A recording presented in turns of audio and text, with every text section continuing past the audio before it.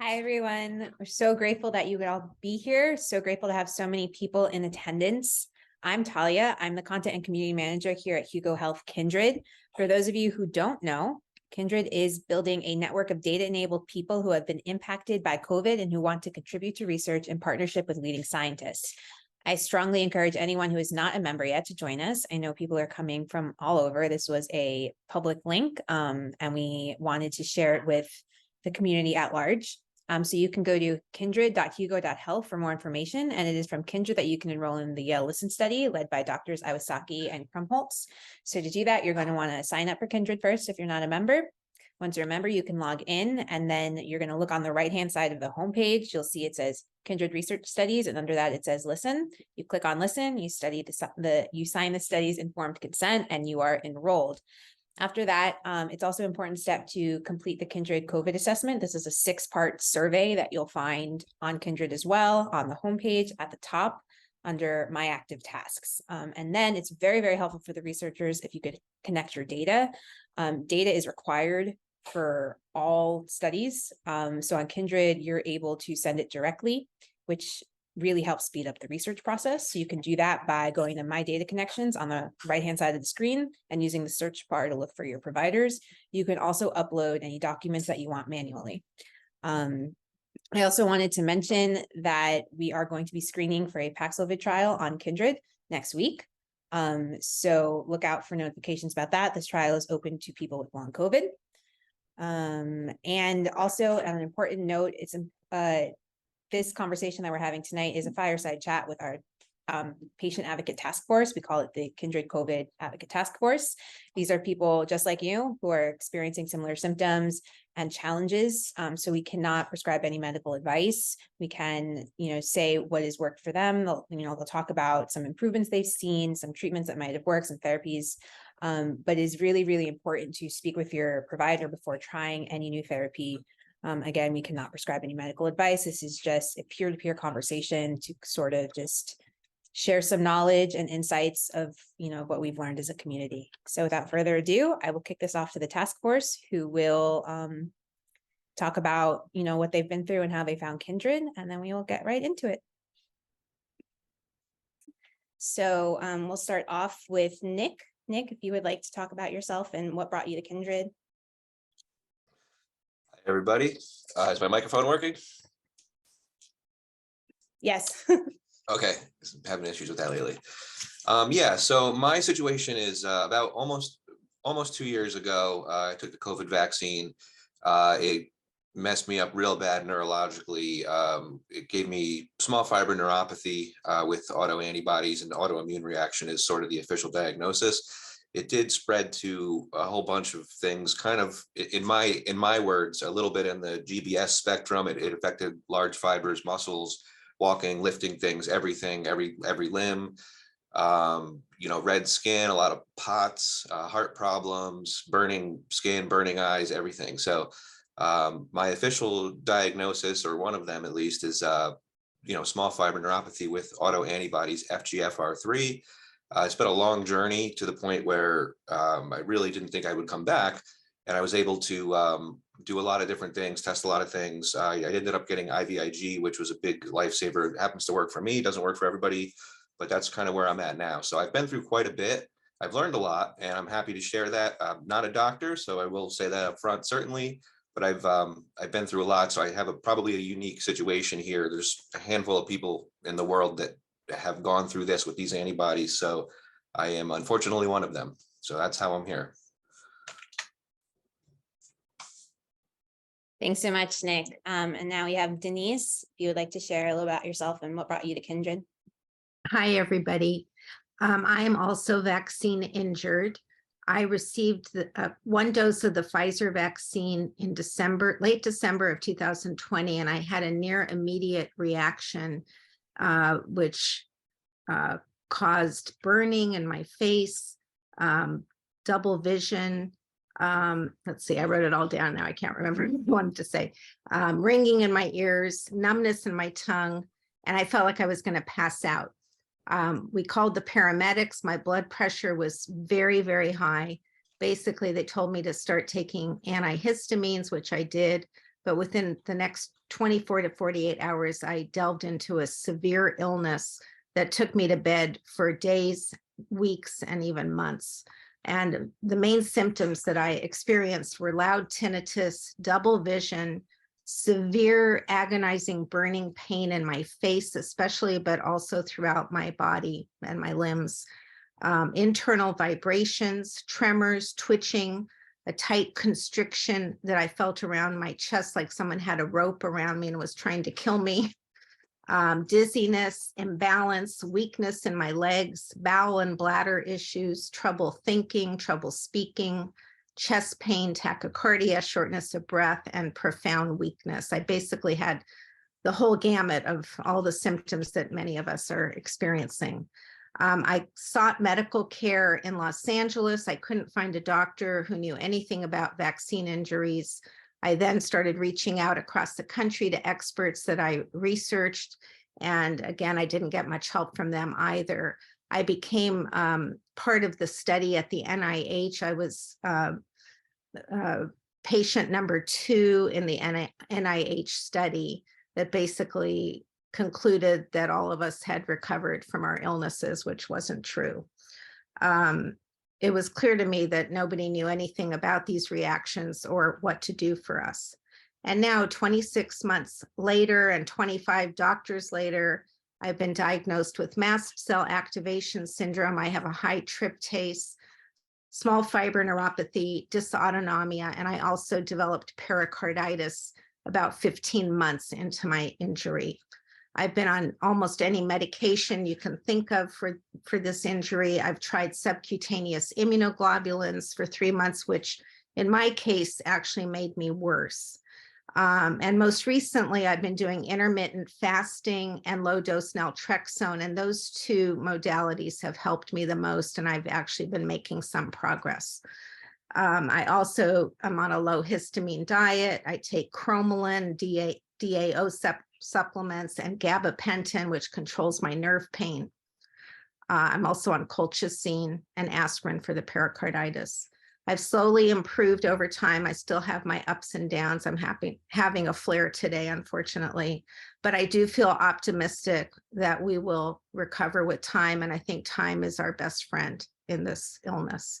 I became involved with Kindred because I saw that the LISTEN study was the first study to acknowledge vaccine injuries and want to help the vaccine injured. And I believe they've developed an excellent platform for gathering data and setting up research projects. And I'm very grateful to them for listening to us and caring about us. Thank you so much, Denise. And next we have Liza Fisher.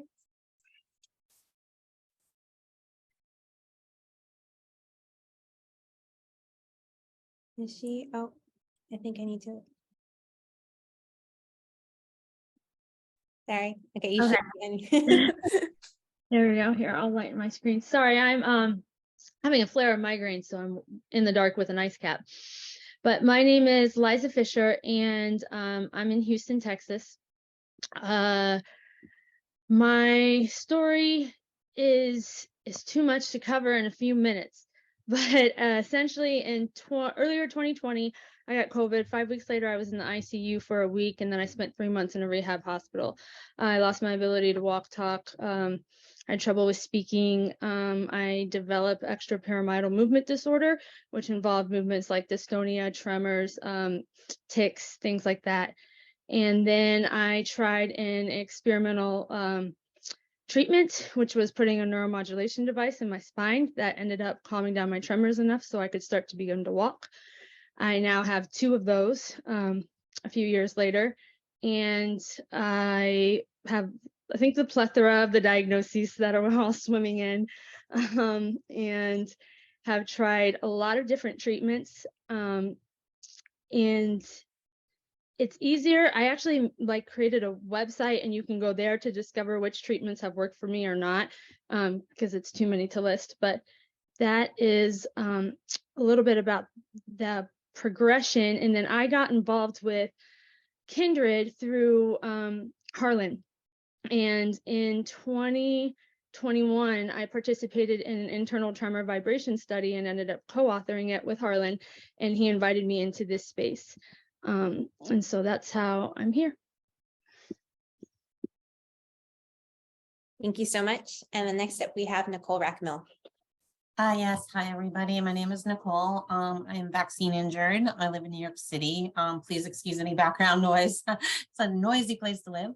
I'm 54 years old, and prior to getting the vaccine, I was very healthy. I've been a vegan since I was pretty much 15 years old. I ran the New York City Marathon when I was 49 for the first time. I was very active, hiking on weekends with my husband, doing Pilates, yoga.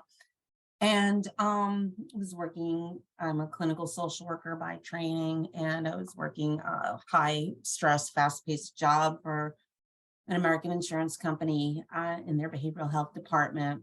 And like I said, really active, really busy person. And then in April 2021, I wanted life to get back to normal, like all of us, right? And I got the Johnson & Johnson vaccine. I wanted to be one and done, and I was done. And I wanted to protect myself, my elderly parents, and I wanted to see them and keep my family safe. And I had no side effects. That day, I waited to get a fever and chills and what other people get when they get vaccinated, and nothing happened. And I said, wow, it must be a placebo.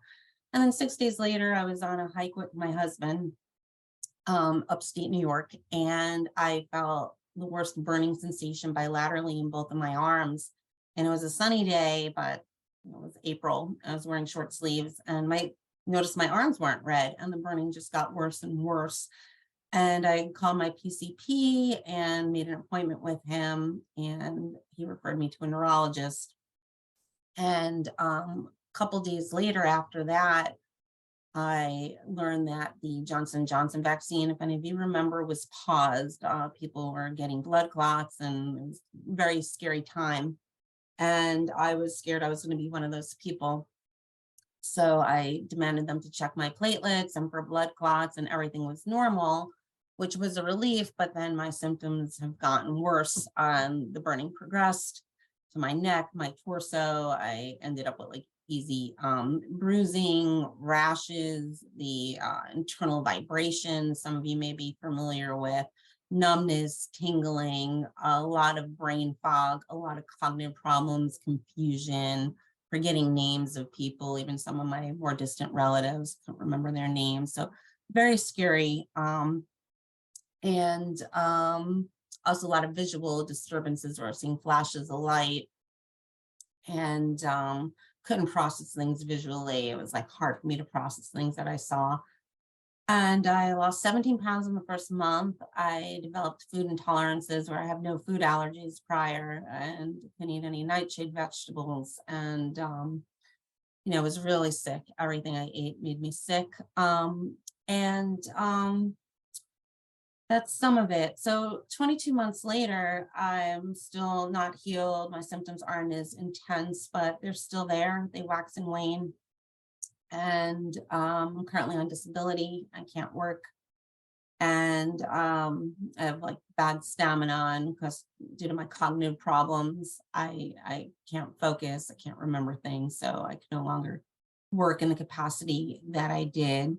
And my diagnosis is I don't really have any.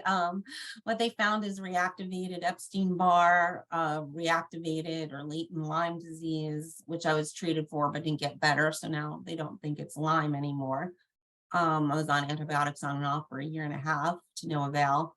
Polyneuropathy, I had a small fiber biopsy. It came back negative, but I was told maybe 40% of the time it could be a false negative, so I may have small fiber neuropathy. I have chronic fatigue.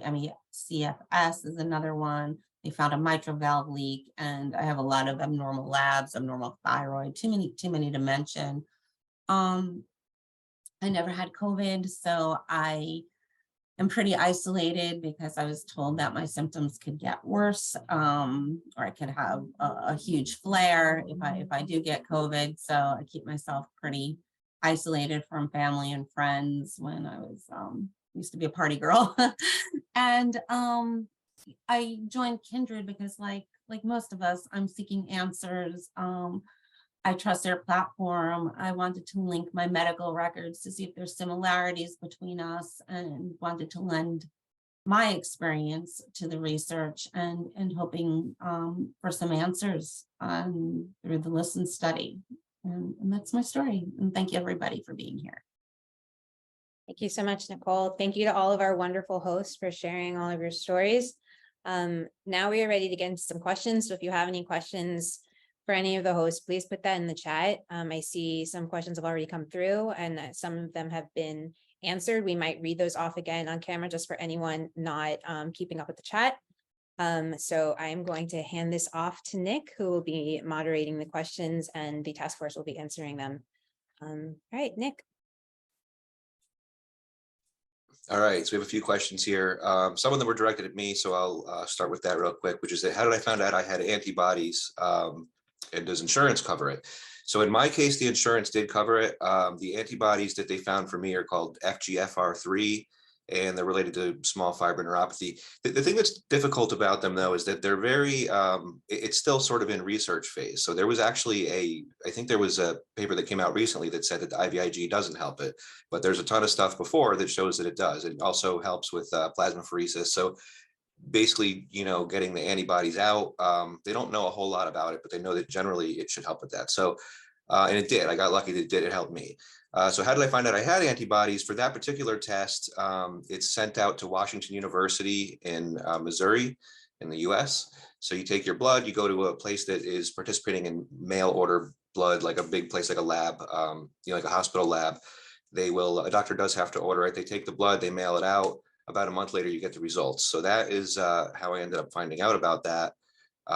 It's something that insurance covers sometimes. They cover the test, but getting the treatment is difficult because it's not really a fully approved. It's still sort of in research phase. So they'll cover it depending. You have to sort of show them the proof, but it's a battle. So you do have to kind of kick back and forth with them trying to get it covered.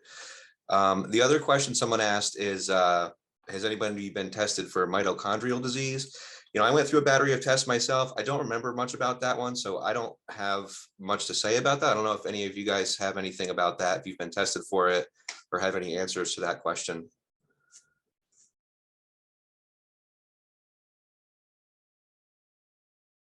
No one? I know that I've read of people mentioning mitochondrial dysfunction coming up.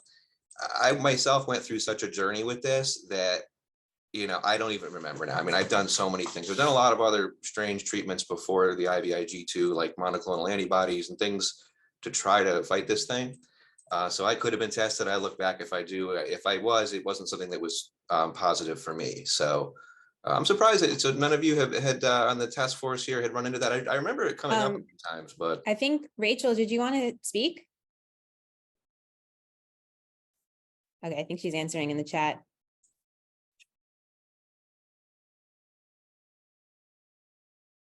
I think I unmuted you, so you should be able to share if you'd like. Okay, thank you. Yeah. Hi, everyone. I'm Rachel. And I was diagnosed with mitochondrial disease because I wasn't improving from my symptoms of neuropathy, Guillain-Barré, sensory and small fiber neuropathy. The neurologist did test me for genetic causes of disease of neuropathy. And it was through the Anilum Act. I'll post it in the name of it in the chat, but it's a free test that you can get. It tests for several genetic causes of neuropathy. And unfortunately for me, my mitochondrial disease was activated by the vaccine. It was a vaccine reaction. So it's an unfortunate thing. If anybody wants to talk with me about it privately, please send me a chat. I'd be happy to help you out.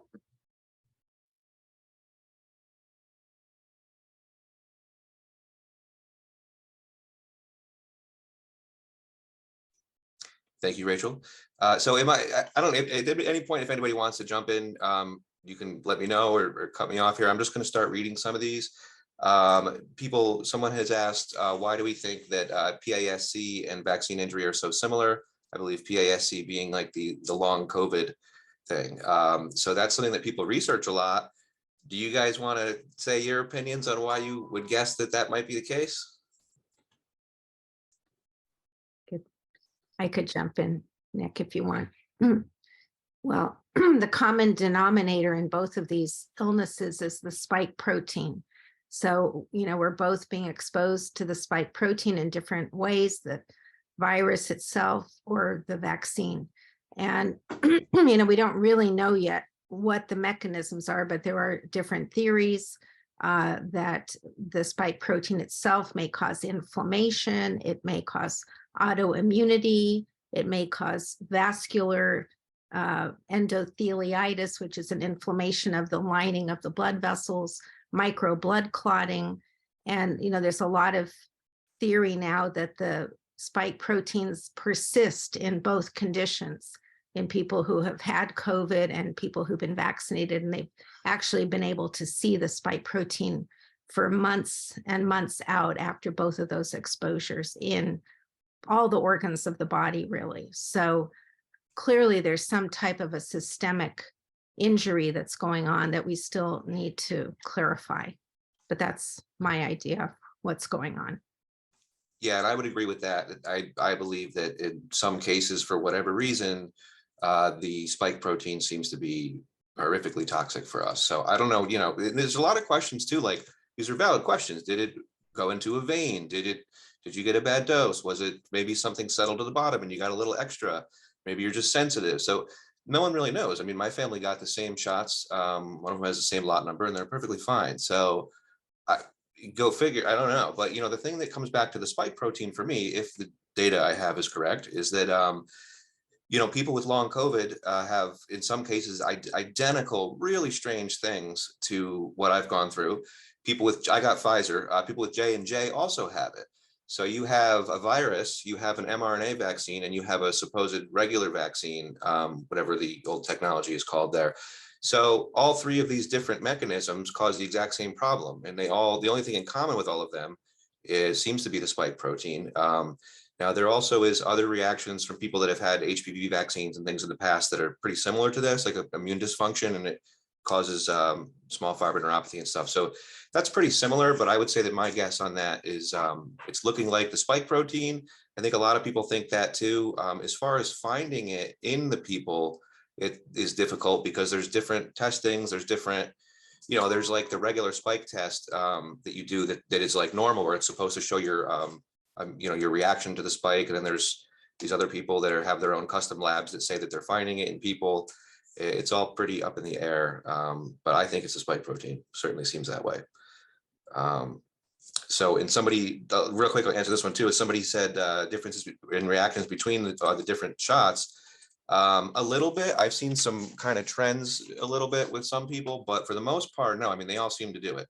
We all end up with small fiber neuropathy, erythromelalgia, and red skin, and a lot of these strange things, twitching, and a lot of the stuff that really the best way that I've found in medical literature to describe a lot of these things as a whole has been the research previous to this on immune-mediated small fiber with TS, HDS, and FGFR3 autoantibodies, which I happen to have one of. But if you read in those groups from years past, it's pretty similar to this. So it's right now you look at it, and a lot of people that have never heard of this, they go, "Oh, your symptoms are crazy. I don't believe you." But if you read about it, it's actually it's really documented fairly well that this kind of stuff happens. It goes right to the ulnar nerve for some reason, the ulnar nerve, which then affects the fourth and fifth fingers. Really specific things that happen that we all have in common. So I'll have that, and then somebody else who doesn't have FGFR3 can have very similar symptoms. So it's hard to really pinpoint it and say, "Oh, great, this is exactly what it is," because it never really fits into a box perfectly, if that makes sense. And somebody also asked about microclotting. I myself have not been able to do too much testing with that. They're actually looking at that, I think, in this study perhaps, but I don't know a whole lot about that. I looked into it at the beginning and I wasn't able to get any testing. So does anybody else have any information on microclotting if you looked into it? Nicole, I believe, is yeah, apparently a lot of the testing for clotting like Ddimer, like that really is different. That doesn't show this microclotting that they're finding in long COVID and in post-vaccine injuries. I think the Listen study may be looking at that. I know that they were teaching the researchers how to do that. So not clear if they're going to be testing that. My hope is that it will. And that's causing some of the things like numbness, like the clotting. There's not enough blood flow or oxygen getting to our extremities. I woke up this morning, my hand was like, it was like dead. It was like a dead man's hand. It felt like it weighed 200 pounds. And I had to smack the pillow about 40 times before I could get feeling in my hand again. Now I'm fine. But also Mount Sinai in New York, they haven't started yet, but they're doing a microclotting study for long COVID, and they not yet, but I contacted them and they will be recruiting vaccine injured people. So if anyone wants to direct message me, I have an email for that, but they haven't started that yet. We might be looking like 3 to 6 months. And question is, what happens if they do find it? A lot of research doesn't provide, most research doesn't provide treatment, but there may be some supplements or other things that may help with clotting. But it's a start. I mean, the research is a start. Can I jump in here? I personally did have high D-dimers and confirmed issues. So I was on anticoagulants for about 3 months. And I do think it helps, especially in like the earlier being able to get it. That's just my personal experience. But I do know that like in Germany, Greece, Africa are like the places where microclotting and that testing is more readily available.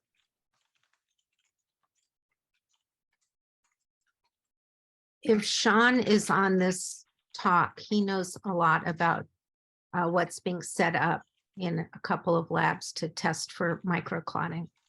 Sean, are you around? You may have left. It's not commercially available to test for microclotting, but there are a couple of places that are trying to set it up. So hopefully in the future that will be available to us. Yeah, I actually did test for Ddimer a few times. It was negative. Dr. Risa Pretorius, if I say her name correctly, had mentioned, I forget the name of these tests now, but some of the stuff I was able to get locally at Quest for certain. If you look up, they have like microclotting related panels. All that stuff came up negative. And we were able, me and my doctor were going in a certain path. We found some stuff. We said, all right, let's just go this direction. And you can only do so many things at the same time. So I did test a bit for regular clotting. I do suspect there is some microclotting happening. I might have had something like that happening with me. A lot of vascular issues and blood flow issues, which I do still have. So I think the clotting, either clotting or some kind of dilation going on, where I would have even in one day where you'd have a relief of symptoms up until in the same day. It's almost like you're just having complete access to your arm cut off. So it would turn red and pool. It was horrendously painful, swell up with the mottled skin and stuff like that. So I don't know. I don't know what would happen with it. It was kind of like these waves. So again, not being a doctor, maybe there's clotting happening there. I don't really know, but I was never able to prove anything like that. All of that has improved for me a lot with treatment, but also with time probably. So it's a bit of a mystery, but hopefully people can find out more with the clotting tests, microclotting tests, to maybe find more on that, I do want to bring up this other question somebody had asked, which is, I deleted it, but it was something about the case of how do you find a good doctor? If your doctor doesn't believe you, what can you present? Is there a network of doctors? And it's a very difficult question because the majority of them just don't want to hear it. And you're not really given a lot of time. So the system, at least in the US, is, you set up, you go in, they come in, okay, let's hear this thing, and then on to the next one. And there's such a can of worms here. It's difficult. So as far as networks of doctors, I personally keep a list of them that I know that are able to at least diagnose certain things. Other than that, if you are someone who, if you're going to a neurologist that doesn't know what to do, I've at least tried to spread the word on the tests that I've done. So I've met a couple people that I let them know of the test. the neurologist says, okay, I wasn't aware of that, and they'll run the test and they may be positive. So you kind of have to teach yourself and guide on what to look for, because they're just weird, rare diseases. And then even those tests, when they come back positive, sometimes they don't believe them because they say, well, that's sort of research level. So it's not easy. And then someone mentioned, do you go with a neurologist or other types of ologists? For my thing with weird neurological stuff and twitching and numbness and stuff, I went to multiple doctors and neurologists. That the first neurologist found multiple issues. He found white spots in the brain. He did the EMG showed damage on both arms, but then he didn't know what to do. So I was like, well, why do we run these tests? So eventually, I found a neurologist who was willing to look further, and the neurologist was really great for me. There's other people that have had similar success with like rheumatologists or immunologists. It all just kind of depends on the doctor and if they're willing to look further, because some of them will say, oh, well, the EMG showed normal, so goodbye. And that's kind of where it is. I had some iffy EMG results, so my doctor was able to kind of go further and find some stuff, but it's really only because he was educated on the subject and was persistent. So I was very lucky for that, but there's no good answer for that. A lot of them just don't want to talk to you, period. They don't want to hear it. And I've heard people say, don't tell them it's from the vaccine. Obviously there's a lot of people affected by this, so it's upsetting to hear that, but I've heard people say that, and that's messed up. But some doctors, if you say vaccine, they don't want to talk to you, period. And unfortunately, you just have to go to a different doctor is the only answer for that, that I've found anyway, which is ridiculous, but that's kind of how we are. I don't want to again take over that question if you guys have any input on that, but that's kind of been what my experience has been. I know a lot of us have been to many different doctors. Go ahead. Sorry. I just wanted to mention, I have found that the neurologists are the least helpful of all the specialists. Yeah. And I think maybe that's traditionally, how they function. I'm a physician myself, and neurology is really just a big black box that we don't understand too much about. And I think they're used to not totally understanding what's wrong with their patients and shrugging their shoulders. And that's been my experience. I've seen 8, and none of them had any suggestions or ideas. But the person that's helped me the most is an immunologist. And I think most of us have not gone to immunologists, but they're seeing a lot of vaccine injury, and I think they're understanding it more than most specialists. So if you haven't seen an immunologist, I would highly recommend you do. And very importantly, be worked up for mast cell activation syndrome, which many of us have. Whether the blood tests and urine tests confirm that or not, you still may have it. And many people respond to treatment for that. So you need to ask them, work me up for this and treat me for it. And many people are getting helped that way. Yeah, I'm going to echo what Denise said, that I'm on neurologist number 7 right now, and no one has really helped me at all. I found the most help with integrative doctors, a little bit off the beaten path. They're more likely to listen. They haven't really provided me with any cures, just a lot of supplements to support the immune system. I think a lot of this for us is immunological. And again, to echo what Denise said, the first doctor that acknowledged something happened to me was an allergist immunologist. He said, oh, I've seen this. I've had 7 patients. This was early on, the end of 2021, that had similar things, presentation to you, but I don't know how to help you. So he acknowledged it, but he couldn't help me. I think also long COVID clinics, a lot of long COVID clinics, for those of you who may be vaccine injured, have rejected me because they don't acknowledge vaccine injuries, but long COVID clinics can be helpful. Some places in the country, I think long COVID clinics will see somebody with a vaccine injury. If you have a vaccine injury and had COVID, I'm kind of a unicorn because I haven't had COVID yet. You may be able to get to a long COVID clinic based on having had a positive COVID test. A lot of these clinics want proof, which I don't have. And I found an immunologist that specializes in mast cell activation. I can't get into them till April, But I'm hoping that they'll have some answers for me. So I definitely think an immunologist may be also a good way to go, and maybe some integrative or more functional medicine doctors maybe seeing this may have some experience with chronic illness, like chronic fatigue or Epstein-Barr or chronic Lyme. They may be more willing to speak to you and point you in a direction. I think also, and you hate to do this, doctor shopping thing, but if you hear of a doctor, like Denise's, who's it sounds like a great immunologist, but also they sort of are acknowledging it and they're seeing it. Someone like that, in my opinion, is so much better to go to than just randomly finding an immunologist. And the reason is that sometimes it takes a long time. Like you mentioned, Nicole, you're waiting till April to see somebody. A lot of times you wait months, sometimes 6 months. And you go in and they just go, oh, well, I can't, it's probably not the vaccine. I don't know. And then a lot of the neurologists go, here's some gabapentin, and it's 5 minutes and they run out the door. So now you're 6 months in. So it's hard, but you almost have to go, I found the crazy thing is really the way that I ended up getting the treatment. My neurologist, the last one I ended up with I just got very lucky. He was very knowledgeable on it. He saw that I had small fiber and then the antibodies. Okay, so this is, describing some stuff.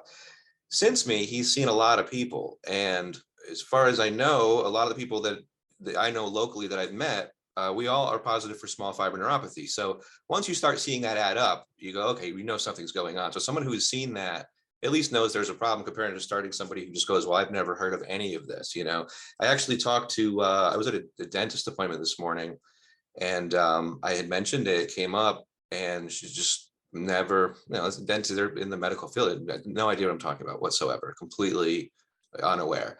So when you're starting off with someone like that, it's like, unfortunately, more than them at that point, just because it's a weird thing. So that's a big problem with finding doctors. Someone asked the MCAS people, have they seen elevated, I'll probably say this word wrong, eosinophils? I'm sure I said that wrong, but Eosinophils. Yeah. And yes, normally those panels are high, even if you're just in the moment of having an allergic reaction. And mine have been normal. Oh. They can also swab them. Like a lot of times they'll try to do them through blood work, but I found out like down the road, they can swab. Like if you happen to be getting an EGD, they can go in the back of your throat and do eosinophil testing, or in your stomach and stuff, because that's where a lot of your mast cells are. That may be able to get better readings, but it's all kind of still being researched, as we've talked about over and over.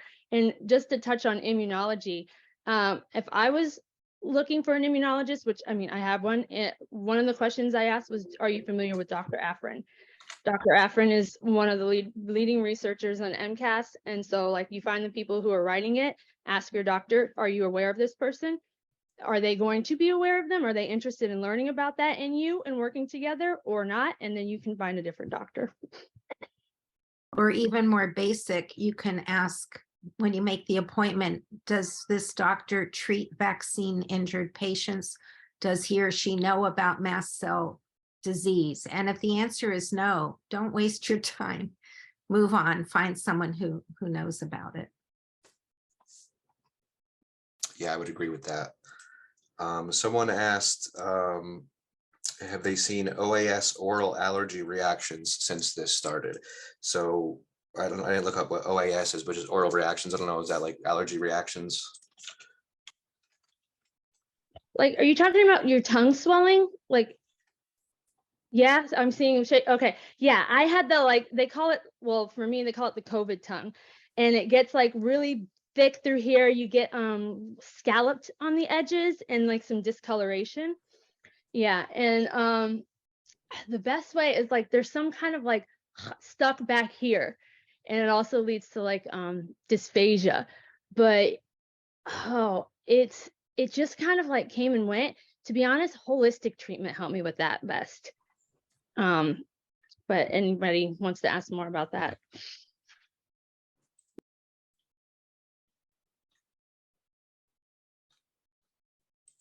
So one of the questions someone said, is there a benefit for Canadians to join Kindred? And this is something that I kind of had asked about previously. I'll try to answer this one first, is that in this study, well, first of all, I want to kind of differentiate the two. So there's the LISTEN study at Yale, which is kind of like a regular study. Kindred is sort of this platform to join and do this kind of stuff overlaid on that. But I don't, I'm doing this stuff with Kindred. I don't have access to that study at all or know what's going on with that as far as that kind of thing. So there's a bit of a layer of difference. So someone asked, is there benefits for Canadians to join? And in the LISTEN study, they may take people's blood depending on what you find in the system, but not for Canadians. So, you're not going to have your blood taken, which they hope to give results back. But, the benefit would be really just helping to add to the data. Another thing related to that is somebody said, if none of my doctors have diagnosed anything, is it still of any use to link my records? And I was told the answer is yes, because that data is also important to see that it's just, people having all these symptoms listed and then just being told it's anxiety and they didn't find anything. So even just to see that in multiple records is something that apparently is good to have. So, as far as submitting data and trying to find something out, that would probably be the benefit. And who knows what happens down the line, but that's essentially what you're going to get as a benefit internationally doing this. Whether or not we even really see any important results in the US anyway is another thing, but blood wise, the blood test would only be in the US, but that's sort of my thought on that. I'll speak on that too. With the research studies that are available on Kindred, the big part of that is the patient-centered focus. So you do get to collaborate with the researchers. It's a collaboration. It's not just, patient and doctor. There are town halls for the LISTEN study where they want to hear your feedback. They want you to ask questions. They really, really appreciate your perspectives and your input and your feedback. And they take that into consideration with the study. So that's, it's very different from the standard kind of approach to research. So there are definitely many benefits for everyone around the world to be enrolled in the study and on Kindred. And I also think just showing the sheer magnitude of the injuries and how many people are injured, what type of injuries, that goes across the whole world, and the more numbers that we have, the more impactful the results will be. Exactly. The more data we can get, the more we'll have an accurate picture of what exactly is going on. So it's really imperative for people around the world to join Kindred and enroll in the LISTEN study. So someone has asked here if they've done any testing to find out if the spike proteins related to any specific COVID strain or the mRNA spike protein. So I think that that's something where multiple labs are looking in different directions. So it depends on what they kind of are coming up with or what they say that they're finding. So to speak on that a little bit for myself, I actually had COVID about a month ago, but I haven't had it before this. So I did get this spike test that's supposed to tell you your reaction to the vaccine. That showed up fairly low, or it was 6 months later when I took it, but it showed up fairly low saying that you had spike antibodies or whatever. And I did all the COVID testing, especially in the beginning. I know everything that nucleocapsid, everything said I never had COVID. I also did a test. I'm in a study by this company called Ceramune, which may still be enrolling, and they run different blood profiles. And my profile came up as someone who fits the profile of someone who's vaccinated and has never had COVID, which was accurate. After doing the IVIG infusions, the next test came up and had like a slightly more elevated person who has natural immunity to COVID. So I think some of those antibodies were sort of affecting that. So it's not directly in saying like, the spike protein in me at this thing, but it does sort of differentiate a little bit between the two. So all the testing and profiles that I did were accurate to the description of me. It said it was somebody who's been vaccinated who didn't have COVID. So there's a little bit of that being able to tell, but then you have certain labs that are saying, oh, we're looking specifically at the spike protein in you and we're finding pieces of it and stuff. I don't really know how valid that is. I'm not saying it's not, I just haven't looked into it. So I never looked for myself and said, oh, there's pieces of spike protein in me. I have no idea. maybe it came and went and triggered this autoimmune and I'm stuck with it. Maybe it's still physically in, it feels like there's something physically in me, but it's kind of up in the air right now. So I'd have to defer to the experts on that one who are actually doing these tests and saying that they're finding it in people, you know. I don't know if you guys have any thoughts on that same thing too. Have any of you done like the spike test that's supposed to find, you know, parts of S1 or that kind of stuff? And I never ended up running any of that stuff. Custom labs, you know, people don't know what to trust, so.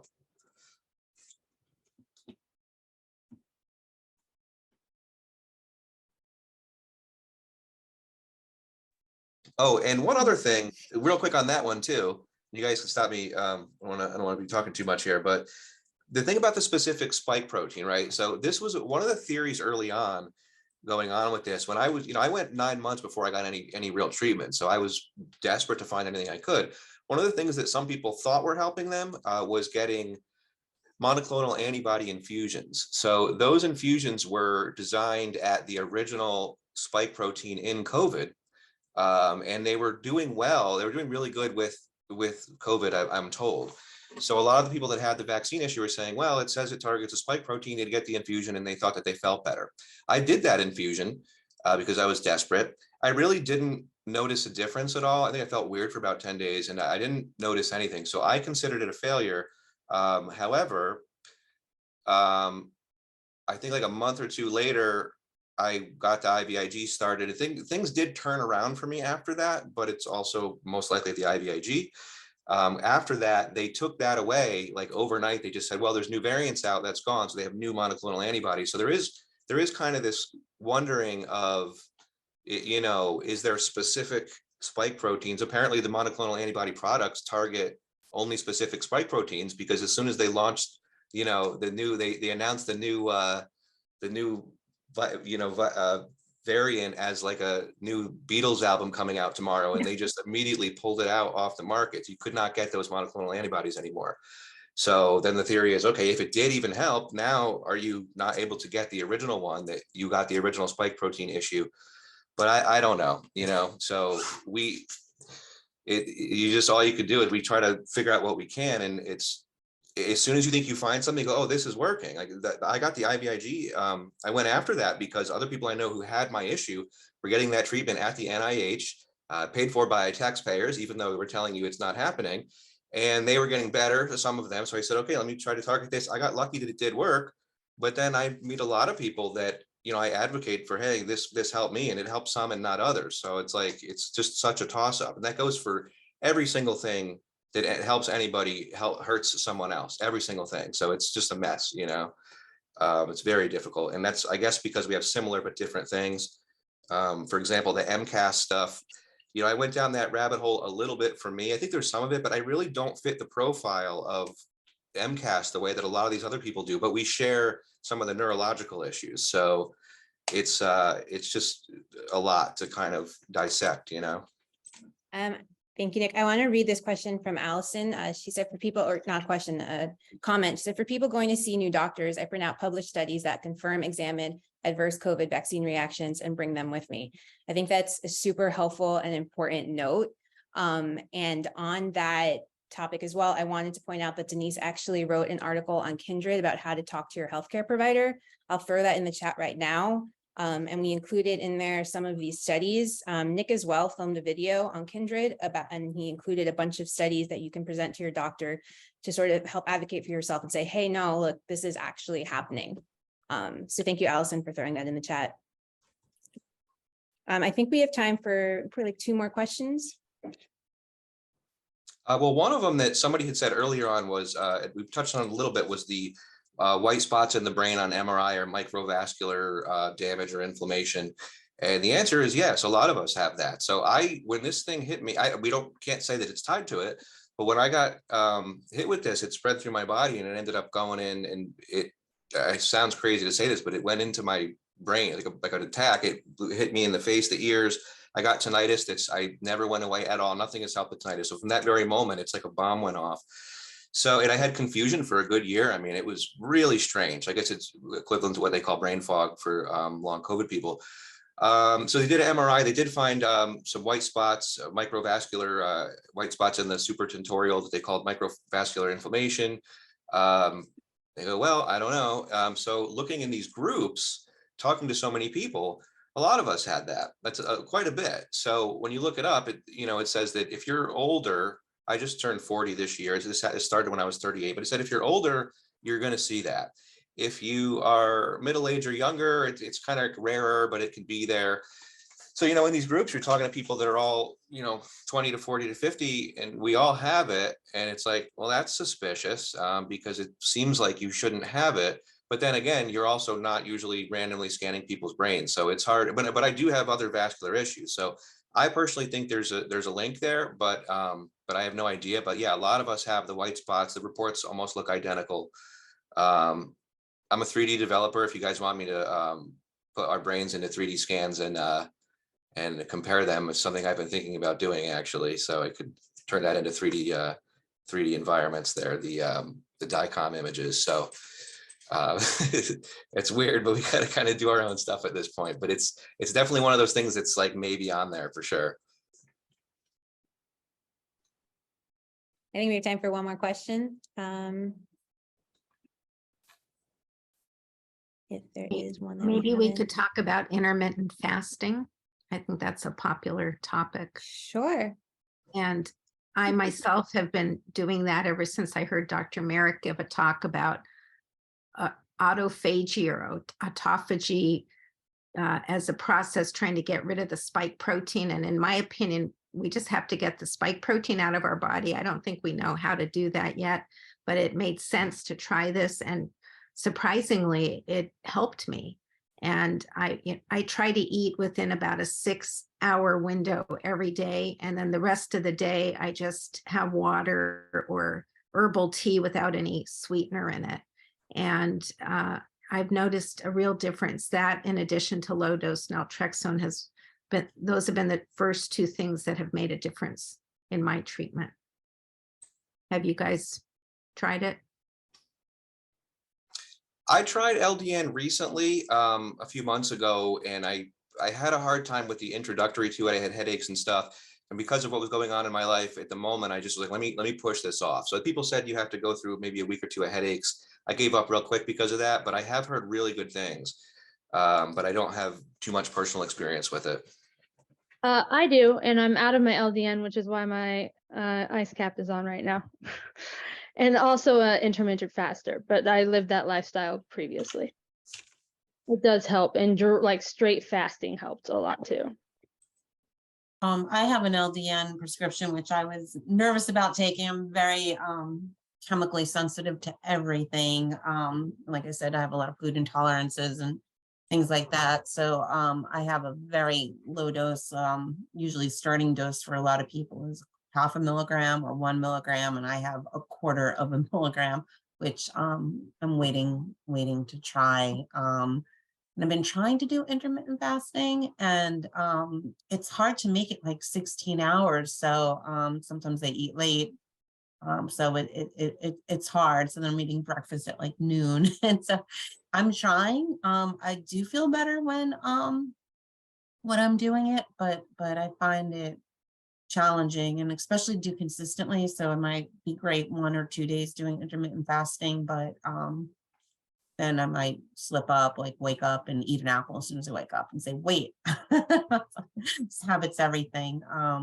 Or I'm starving, and then I'll just eat everything in sight when I do start eating. So it's challenging, but I'm gonna keep trying. But I think there's benefit even if you do it 2 or 3 times a week. Really?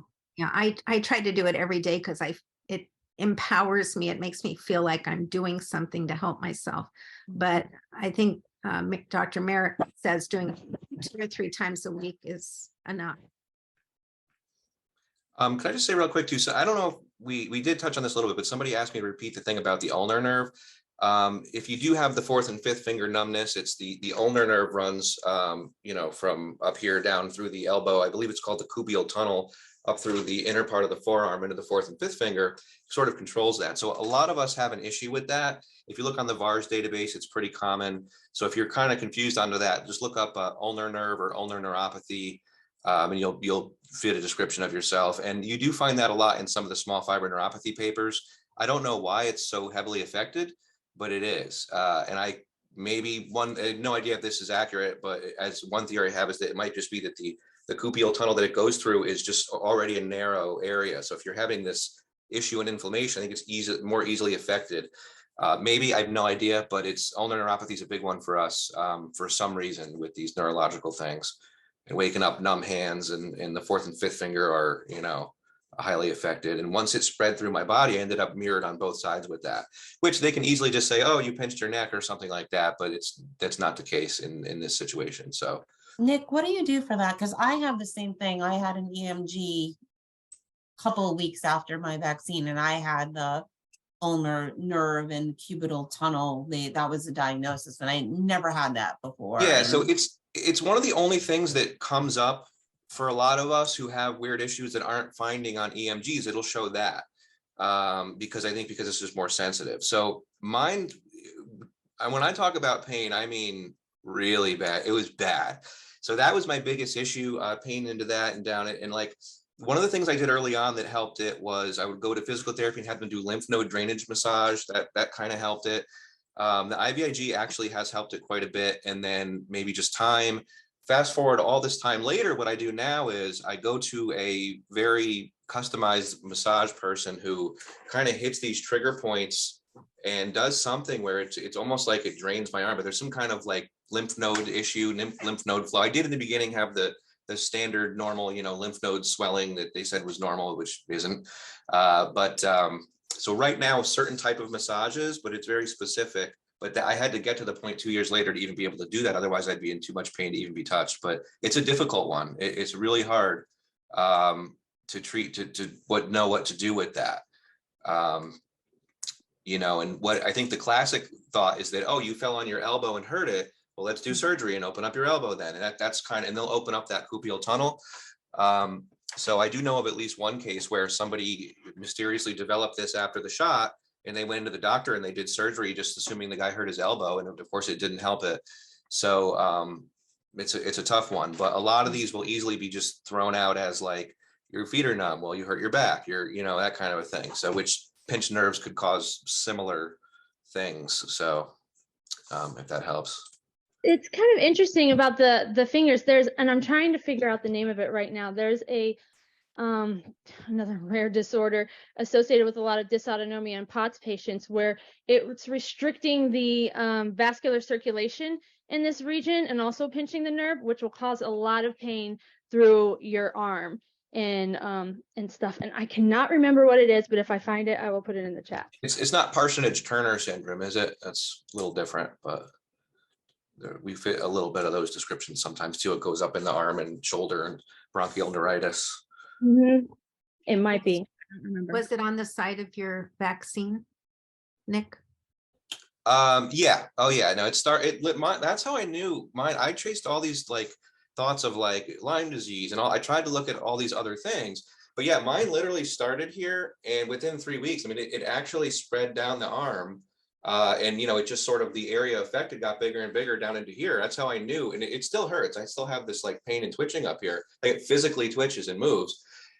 So that's how I was like, okay, there's clearly a reaction here. But then once it started moving, it basically went everywhere and it ended up mirroring both arms. So this arm where I got it is certainly still the worst area. But yeah, I mean, once it moved, it kind of attacks in a similar way. So what I thought was, injection pain, it's not, because I have it on both. I didn't get an injection there. So once it spread, it sort of went there. And I've talked to people in small fiber neuropathy forums unrelated to this vaccine who, they say, yeah, it's the exact same thing. So there's some kind of like, it gets restricted in similar areas where you'll have this stabbing, pinching pain here into the elbow and my forearms would kind of, actually bump up here. You'd see bumps. Not like little bumps, but like it was like a swelling thing. So some kind of restriction of flow happening. But yeah, it is for sure focused where I got the shot more. for some reason, which makes me wonder if there's like something in there still kind of re-triggering this reaction, but I don't know.